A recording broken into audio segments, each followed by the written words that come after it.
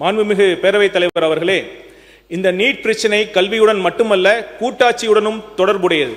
நம் இந்திய அரசியலமைப்பு சட்டம் மாநிலங்களுக்கு அவர்களின் தேவைகளுக்கு ஏற்ப கல்விக் கொள்கைகளை வடிவமைக்கும் பொறுப்பையும் உரிமையையும் வழங்கியுள்ளது. தமிழ்நாட்டின் வரலாறு, சமூக அமைப்பு, கல்வி முன்னேற்றம் மற்றும் மருத்துவ தேவைகள் ஆகியவை நாட்டின் பல பகுதிகளில் இருந்து மாறுபட்டவை. எனவே ஒரே மாதிரியான கொள்கை எல்லா மாநிலங்களுக்கும் சமமான விளைவுகளை ஏற்படுத்தும் என்று கருத முடியாது.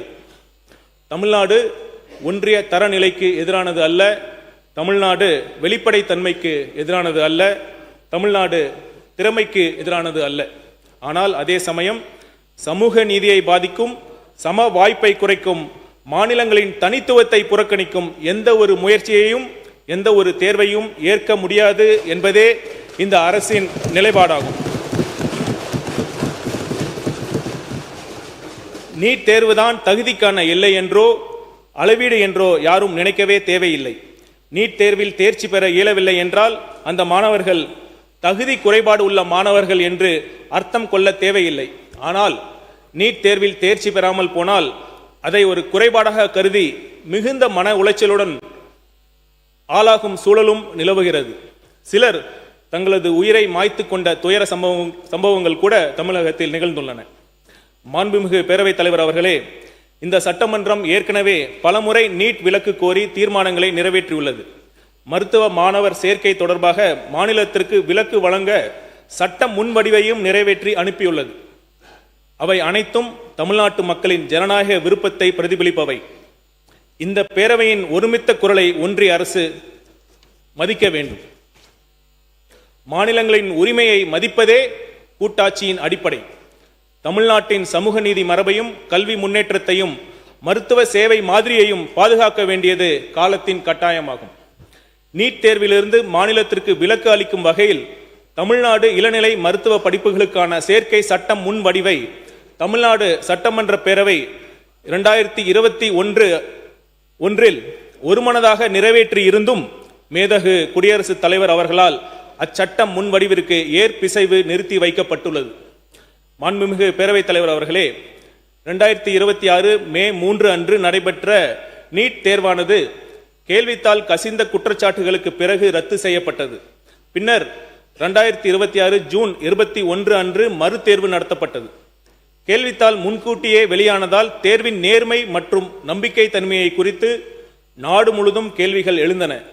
அதனை தொடர்ந்த போராட்டத்தின் விளைவாக ஒன்றிய கல்வி அமைச்சர் தன் பதவியை ராஜினாமா செய்ததுடன் தேர்வு அமைப்பை முழுமையாக சீர்திருத்துவதற்கு புதிய பணிக்குழு ஒன்றும் ஒன்றிய அரசால் அமைக்கப்பட்டது. மேலும் மாண்புமிகு தமிழ்நாடு முதலமைச்சர் அவர்கள் நிதி ஆயோக்கின் 11வது ஆளுநர் குழு கூட்டத்தில் நீட் தேர்வு கிராமப்புற மற்றும் சமூக பொருளாதாரத்தில் பின்தங்கிய குடும்பங்களைச் சேர்ந்த மாணவர்களை பாதித்துள்ளதை சுட்டிக்காட்டி அத்தேர்வுக்கு தமிழ்நாடு எதிர்ப்பு தெரிவிப்பதையும் 12ஆம் வகுப்பு மதிப்பெண்களின் அடிப்படையில் MBBS, BDS மற்றும் ஆயுஷ் படிப்புகளில் மாநில ஒதுக்கீட்டு இடங்கள் அனைத்தையும் நிரப்ப தமிழ்நாட்டிற்கு அனுமதி வழங்க வேண்டும் என்பதையும் ஒன்றிய அரசிடம் வலியுறுத்தி உள்ளார்கள். இவை அனைத்தையும் கருத்தில் கொண்டு சமூக நீதி மற்றும் சம வாய்ப்பை உறுதி செய்யும் வகையில் தேசிய மருத்துவ ஆணைய சட்டம் 2019, இந்திய மருத்துவ முறைகளுக்கான தேசிய ஆணைய சட்டம் 2020, ஹோமியோபதிக்கான தேசிய ஆணைய சட்டம் 2020 மற்றும் தொடர்புடைய பிற மைய சட்டங்களில் தேவையான திருத்தங்களை மேற்கொண்டு நீட் நுழைவு தேர்வு முறையை ரத்து செய்து 12ஆம் வகுப்பு பொது தேர்வு மதிப்பெண்களின் அடிப்படையில் மாநில அரசே மருத்துவ மாணவ சேர்க்கை நடத்தி கொள்ள வழிவகை செய்ய வேண்டும். நீட் பிரச்சனைக்கு நிரந்தர தீர்வு கல்வி என்ற பொருண்மையை பொது பட்டியலில் இருந்து மானிய பட்டியலுக்கு மீண்டும் மாற்றுவதுதான். அவ்வாறு மாற்றம் செய்யப்படும் வரை இடைக்கால தீர்வாக ஒரு கருத்தை, ஒரு புதிய சிந்தனையை ஆட்சிக்கு வரும் முன்பே கல்வியாளர்கள் மற்றும் அரசியல் சாசன சட்ட வல்லுநர்களின் பரிசீலனைக்காக நம் மாண்புமிகு முதலமைச்சர் அவர்கள் முன்வைத்திருந்தார். கல்வி தொடர்பாக மாநிலங்கள் ஏற்றும் சட்டங்களுக்கு முன்னுரிமை வழங்கும் வகையில் சிறப்பு பொதுப்பட்டியல் ஒன்றை கூடுதலாக உருவாக்கலாம் என்பதே அந்த கருத்து. ஒரு ஆக்கப்பூர்வமான மற்றும் ஆரோக்கியமான விவாதம் நடந்தால் நிச்சயம் வழி பிறக்கும் என்பதே நம் முதல்வரின் எண்ணம். மாண்புமிகு பேரவைத் தலைவர் அவர்களே, இன்று நாம் கொண்டு வரும் தீர்மானத்தின் மூலம் வைக்கப்படும் கோரிக்கை அரசியல் சார்ந்த கோரிக்கை அல்ல. இது தமிழ்நாட்டின் மாணவர்களின் எதிர்காலம் குறித்த கோரிக்கை. இது சமூக நீதி குறித்த கோரிக்கை.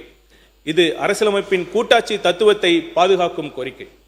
இது ஒவ்வொரு திறமையான மாணவருக்கும் சமமான வாய்ப்பை வழங்க வேண்டும் என்ற மனிதநேய கோரிக்கை. இதனை அடிப்படையாக கொண்ட தீர்மானத்தை இப்பொழுது நான் முன்மொழிவதில் ஒரு மருத்துவராக, குறிப்பாக நீட் தேர்வு எழுதாமல் மாநில சேர்க்கை முறைப்படி மருத்துவ படிப்பில்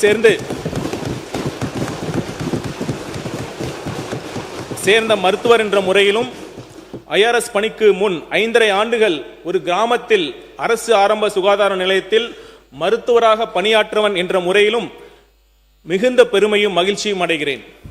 இந்த தீர்மானத்தை ஒருமனதாக நிறைவேற்றி தர வேண்டும் என அனைத்து சட்டமன்ற உறுப்பினர்களையும் கேட்டுக்கொள்கிறேன்.